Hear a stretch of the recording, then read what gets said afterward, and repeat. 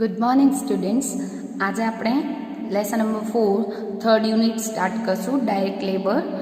હવે ફર્સ્ટ યુનિટમાં આપણે વાત કરી હતી કે કોઈ પણ કોસ્ટના 3 મેઇન એલિમેન્ટ્સ છે, મટીરિયલ, લેબર અને ઓવરહેડ્સ. એમાં મટીરિયલ આપણે યુનિટ 2માં ભણ્યા. અત્યારે યુનિટ 3માં આપણે ડાયરેક્ટ લેબરની વાત કરશું અને આના પછીના યુનિટમાં ઓવરહેડ્સની વાત કરશું. બરાબર. હવે ડાયરેક્ટ લેબરમાં ચેપ્ટર એ તમારું યુનિટ 2ની કમ્પેરમાં થોડુંક અઘરું છે. બહુ અઘરું નથી, થોડું અઘરું છે. તો થોડુંક કેરફુલી સમ, એટલે કે અહીંયા સમની કોઈ પર્ટિક્યુલર રીત નથી, અઘરું નથી. પણ જે મટીરિયલ 1 અને 2માં સાવ ઇઝી હતું કે તમને 2-3 મેથડ્સ હોય ને એ પ્રમાણેના જ બધા સમ હોય. અહીંયા થોડુંક અલગ અલગ સમમાં અલગ અલગ રીત હશે. તો ક્યારેક કઈ રીતે એપ્લાય કરવી અને શું આપ્યું છે અને શું ફાઇન્ડ કરવાનું પૂછ્યું છે એ ખાસ ફોકસ કરશો તો વાંધો નહીં આવે. બરાબર. હવે લેબરમાં આપણે થિયરીમાં જોઈએ તો ડાયરેક્ટ વેજીસ અને ઇનડાયરેક્ટ વેજીસ કોને કહેવાય એ આપણે આગળ વાત કરી હતી કે ટેક્સટાઇલ ઇન્ડસ્ટ્રી હોય એમાં જે આપણે કુર્તીની વાત કરી હતી કે કુર્તી સીવતો જે દરજીનું કામ કરે છે એને આપણે જે પે કરીએ છીએ, એટલે કે જે ડિરેક્ટલી પ્રોડક્શન સાથે રિલેટ કરે છે એવા લેબરને આપણે જે વેજીસ પે કરીએ છીએ એને ડાયરેક્ટ વેજીસ કહેવાય. અને ઇનડાયરેક્ટ વેજીસ એટલે જે પ્રોડક્શન માટે ડિરેક્ટલી રિલેટેડ નથી પણ પ્રોડક્શન કરવા માટે જરૂરી છે એવા વર્કર્સ, સપોઝ કે સુપરવાઇઝર છે, સ્વીપર છે, એવાને જે આપણે વેજીસ પે કરીએ છીએ એને આપણે ઇનડાયરેક્ટ વેજીસ કહીએ છીએ. અને આની ચર્ચા ઓલરેડી આપણે યુનિટ 1માં લઈ લીધી છે. હવે તમને ડાયરેક્ટ લેબરના ચેપ્ટરમાં ભણવાનું શું છે, તો અલગ અલગ વેજ સિસ્ટમ છે, વેજીસ પે કરવાની અલગ અલગ મેથડ્સ છે. વેજ સિસ્ટમ ઉપરથી તમને ફોર્મ્યુલા છે. આમ જોઈએ તો તમને મટીરિયલ 1 જેવું જ ચેપ્ટર છે. મટીરિયલ 1માં તમે 2 ભાગમાં આપણે 2 પાર્ટમાં વહેંચી શકીએ મટીરિયલ 1ને. એક તો અલગ અલગ લેવલ્સ ફાઇન્ડ કરવાના હોય એવા ફોર્મ્યુલા, અને લાસ્ટમાં આપણે મટીરિયલ ટર્નઓવર રેટ વાળા સમ જોયા હતા. અહીંયા પણ એવી જ રીતે પહેલે ફોર્મ્યુલા બેઝ સમ છે અને પછી લેબર ટર્નઓવર રેટ ફાઇન્ડ કરવાનો હોય એવા સમ છે. ક્લિયર. હવે અલગ અલગ વેજ સિસ્ટમની વાત કરીએ તો પહેલે ટ્રેડિશનલ વેજ સિસ્ટમ 2 છે, એક ટાઈમ વેજ સિસ્ટમ અને બીજી છે પીસ વેજ સિસ્ટમ. આ કદાચ તમને આગળના કોઈ સ્ટાન્ડર્ડમાં ભણવામાં પણ આવી ગયું હશે. અને બીજી છે ઇન્સેન્ટિવ વેજ સિસ્ટમ. એટલે આપણે ટાઈમ વેજ સિસ્ટમ શું કહે છે કે વર્કર જેટલા ટાઈમ પીરિયડમાં, એટલે જેટલા આર્સ માટે વર્ક કરે છે એટલા આર્સ માટે એને પેમેન્ટ મળે. અને પીસ વેજ સિસ્ટમ શું કહે છે કે ભાઈ ઘણીવાર ઘણા વર્કર્સ એવો ઘણા આર્સ માટે કામ કરે, ઘણા કલાકો કામ કરે, પણ હકીકતમાં એને ખરેખર ક્વોન્ટિટીમાં એટલું વર્ક ન કર્યું. તો પીસ વેજ સિસ્ટમ એમ કહે છે કે જે વધુ વર્ક કરે, જે વધુ યુનિટ પ્રોડ્યુસ કરે એને વધુ પેમેન્ટ મળવું જોઈએ. પર આર પેમેન્ટ નહીં પણ પર યુનિટ પેમેન્ટ આપો, તો પીસ વેજ સિસ્ટમ. બરાબર ને. આ બે કદાચ તમને આગળના સ્ટાન્ડર્ડમાં આવી પણ ગયા હશે. એના પછી છે ઇન્સેન્ટિવ વેજ સિસ્ટમ. એ શું કહે છે કે ભાઈ ટ્રેડિશનલ તો મળવું જ જોઈએ, પણ એક્સ્ટ્રા જે એફોર્ટ્સ કરે છે, એક્સ્ટ્રા વર્ક કરવા માટે જે સતત કાર્ય કરતા હોય એવા વર્કર્સને, જે લોકોને આપણે કીધું હોય કે 10 આર્સમાં કામ કરવાનું છે એ 8 આર્સમાં કમ્પ્લીટ કરે છે, દેટ મીન્સ વહેલું કામ પતાવી દે છે, તો એને કાંઈક ઇન્સેન્ટિવ પણ મળવું જોઈએ.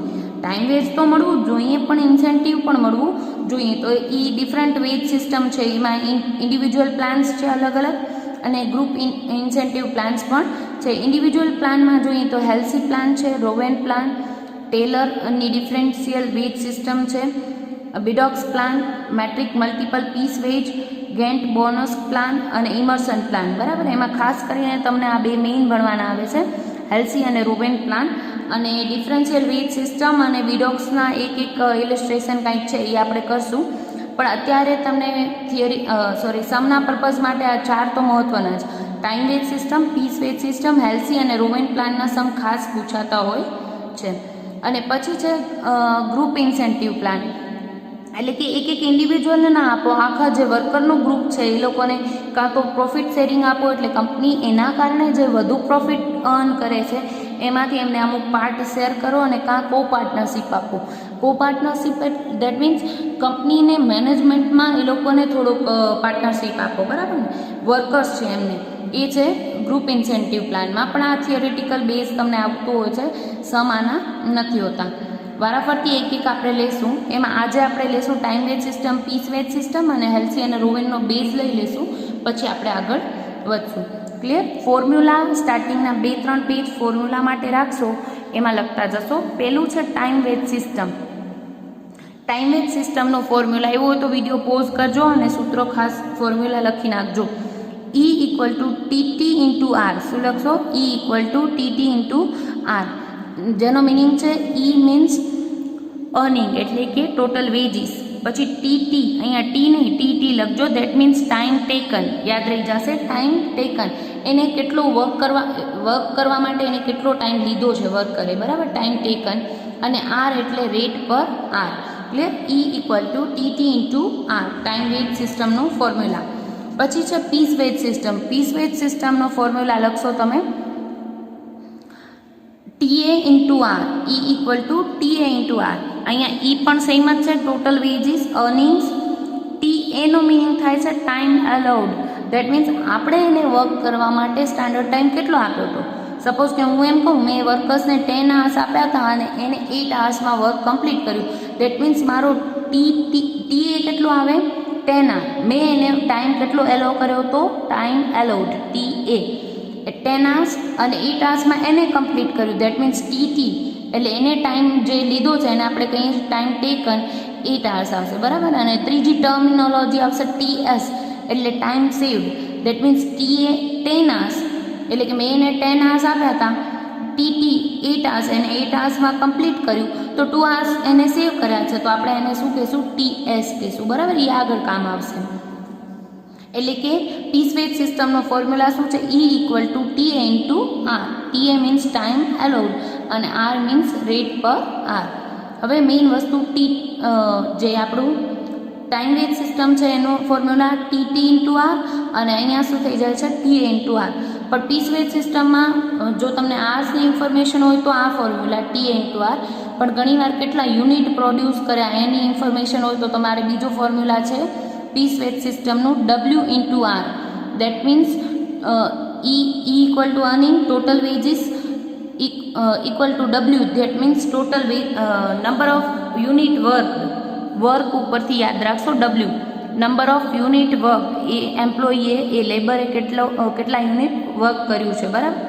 અને અહીંયા આરનો મિનિંગ રેટ પર આર નહીં પણ રેટ પર યુનિટ થઈ જશે. હવે મેઇન વસ્તુ છે અહીંયા આપણે TA એટલે મીન્સ આર લેતા હતા તો અહીંયા આર પણ શું આવશે? પર આર રેટ આવશે. જ્યારે અહીંયા આર આપણે શું લેશું? અહીંયા યુનિટ લઈએ છીએ તો અહીંયા આરનો મિનિંગ શું થઈ જશે? પર યુનિટ રેટ કેટલો પે કરીએ છીએ એ. ક્લિયર છે? આ બે ફોર્મ્યુલા અને એના પછી હેલ્સી રોવેન લઈએ છીએ. એના પહેલાં આનો પ્રેક્ટિસ સમ લઈ લઈએ. તમારે ખાસ બુકમાં આ ફોર્મ્યુલા લખી લેવાના છે. પહેલાં 3 પેજીસમાં તમે આવી રીતે ફોર્મ્યુલા લખી નાખશો અને પછી જ સમ સ્ટાર્ટ કરશો, બરાબર. કરીએ સ્ટાર્ટ. અત્યારે લઉં છું સમ નંબર 16 જેમાં પીસ વેજ સિસ્ટમ અને ટાઈમ વેજ સિસ્ટમની પ્રેક્ટિસ આવી જાય અને પછી આપણે હેલ્સી રોવેન લઈએ છીએ. Sum number 16. A worker is allowed 9 hours to complete a job on the time wages. He completes the job in 6 hours on piece wages. His time wages is 2 rupees per hour. Time wages એને શું આપવામાં આવે છે? Rate એટલે કે R આપી દીધો આપણે, 9 આપણે શું આપી દીધું? TA આપી દીધું. એટલે કે જે આપી દીધું એ પહેલે લખી નાખવાનું. પછી કીધું છે material cost of production is 10 rupees and factory overhead are recovered at 100% of total direct wages. Calculate the factory cost of the product under time wage system and piece wage system. બંને ફોર્મ્યુલાની રીતે આપણે કરવાનું છે. Veggies find કરવાની છે અને એના આધારે ફેક્ટરી કોસ્ટ પણ ફાઇન્ડ કરવાનું કીધું છે. આપણે ફાઇન્ડ કરવાનું શું કીધું છે અને આપ્યું શું છે એ પહેલે લખી નાખવાનું. આપણે TA કીધું છે, આપણે એને 9 hours વર્ક કરવા માટે આપ્યા હતા, બરાબર. અને પછી કીધું છે કે એને કમ્પ્લીટ કર્યું છે એ જોબ 6 hoursમાં. That means TT time taken શું આવશે? 6 રૂપીસ. અને વેજીસ કીધું છે રેટ પર આર કીધું છે તમને 2 રૂપીસ પર આર.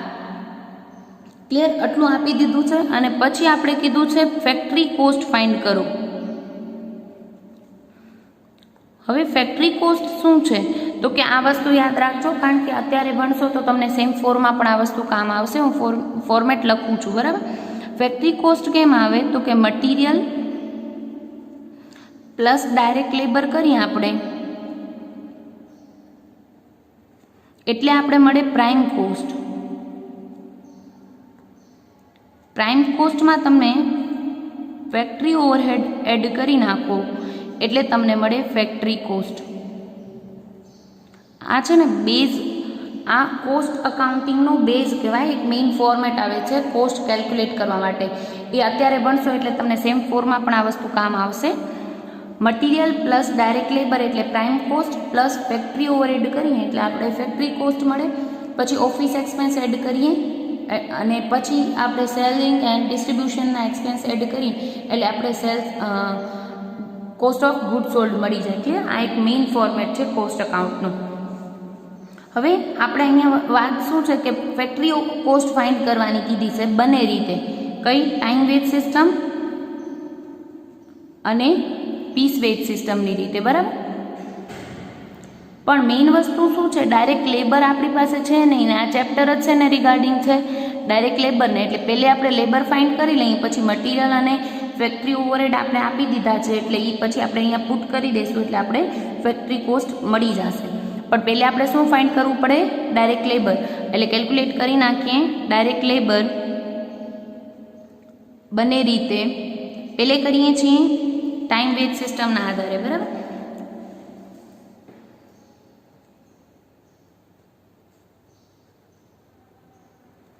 ફોર્મ્યુલા શું છે? E equal to TT into R, કે જ્યાં TT that means time taken અને એ કેટલો આપ્યો છે આપણે આ સમમાં 6 hours અને આર આપ્યો છે 2 rupees પર આર. એટલે આપણે લઈએ 6 into 2 એટલે 12 rupees આપણે શું મળ્યું? લેબર મળી ગયું, વેજ. બરાબર? સેકન્ડ આપણે લઈને પીસ વેજ સિસ્ટમ.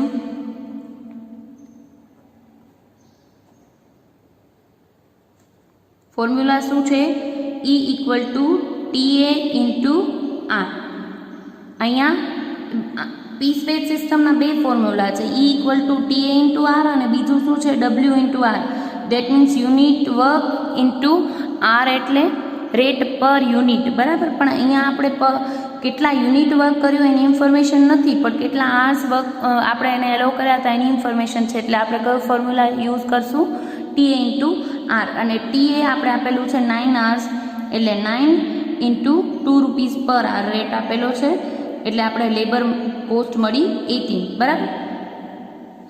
હવે આના આધારે બંનેમાં લેબર મળી ગયું એટલે આપણે ફેક્ટરી કોસ્ટ ફાઇન્ડ કરવાની કીધી છે. મળી જાય. હવે તો કે મટીરિયલ તો બંનેમાં સેમ જ યુઝ થશે. કેટલું કીધું છે તમને? Material cost of the product 10 rupees કીધી છે. બંનેમાં 10 rupees જ આવશે. ડાયરેક્ટ લેબર હમણાં આપણે ફાઇન્ડ કર્યું ટાઈમ વેજ સિસ્ટમ પ્રમાણે 12 અને અહીંયા 18 એટલે 12 and 18 ટોટલ કરી નાખીએ એટલે શું મળશે આપણે? પ્રાઇમ કોસ્ટ 22 અને અહીંયા 28. બરાબર? હવે શું કીધું છે? ફેક્ટરી ઓવરહેડ માટે એમને કીધું છે factory overhead are recovered at 100% of total direct wages. જે ડાયરેક્ટ વેજીસ અહીંયા પે કરો છો એના 100% શું થાય છે? Factory overhead. દેટ મીન્સ અહીંયા લેબર વેજીસ પે કરી છે તમે 12 rupees તો એના 100% કેટલા થાય? 12. અને અહીંયા 18 પે કરી છે તો એના પણ 100% કેટલા થાય? 18. બરાબર? ટોટલ કરી નાખીએ એટલે આપણે શું મળી જશે? ફેક્ટરી કોસ્ટ 34 અને અહીંયા મળશે 46 rupees. આ શું મળી ગયું? Factory cost. ક્લિયર? આ બે ફોર્મ્યુલા યાદ રાખશો તમે. ટાઈમ વેજ સિસ્ટમનો TT into R where TT means time taken into R એટલે રેટ પર આર. અને સેકન્ડ ફોર્મ્યુલા છે આપણો પીસ વેજ સિસ્ટમનો TA into R that means time allowed into rate પર આર. અને સેકન્ડ ફોર્મ્યુલા પીસ વેજ સિસ્ટમનો શું છે? W into R that means work done, number of unit work done into R એટલે અહીંયા રેટ પર R નહીં, રેટ પર યુનિટ. બરાબર? જે સમમાં ઇન્ફોર્મેશન હશે તો જ આપણે આ યુઝ કરશું.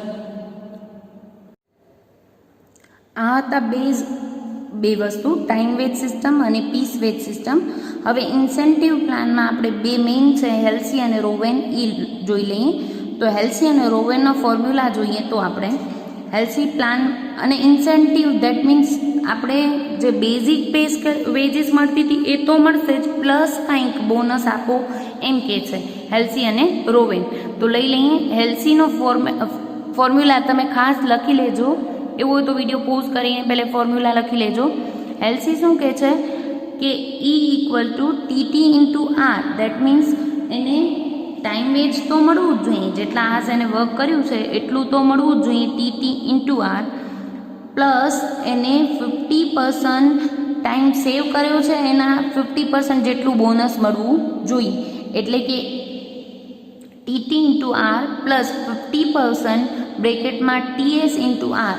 TSનો મિનિંગ મેં તમને કીધું તો time saved. Clear? E means earning, that means total wages. TT that means time taken. આરનો મિનિંગ થશે રેટ પર આર. TSનો મિનિંગ શું થશે? Time saved. ક્લિયર? એટલે એ શું કહે છે કે એકચ્યુઅલ ટાઈમ ટેકનનો વેજીસ તો પે કરો જ, પ્લસ બોનસ કોનું? એને જે વેજીસ ઓફ ટાઈમ સેવ્ડ મળવો જોઈએ એનો હાફ તો એને બોનસ આપો, એમ હેલ્સી કહે છે. બરાબર? અત્યારે એનો ફોર્મ્યુલા યાદ રાખીએ, પછી આપણે એના સમ લઈ લઈએ.